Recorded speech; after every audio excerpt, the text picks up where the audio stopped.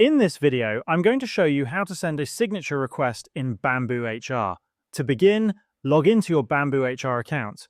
Once you're on your dashboard, look at the left-hand side menu and click on the Files option. Here, you'll see all your available signature templates, which are the documents that already contain signature fields ready for use. If you want to add a new template, you can easily upload a new document from your device and prepare it for signatures.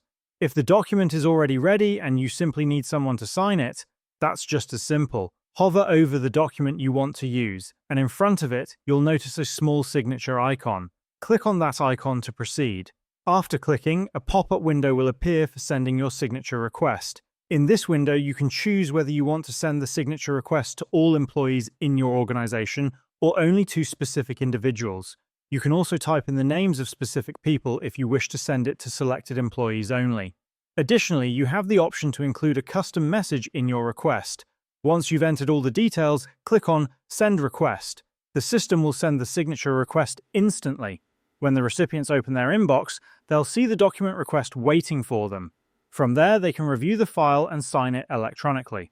Once a person completes the signing process, the signed document will automatically appear in the Documents section of their profile, and that's how you can easily send a signature request in BambooHR.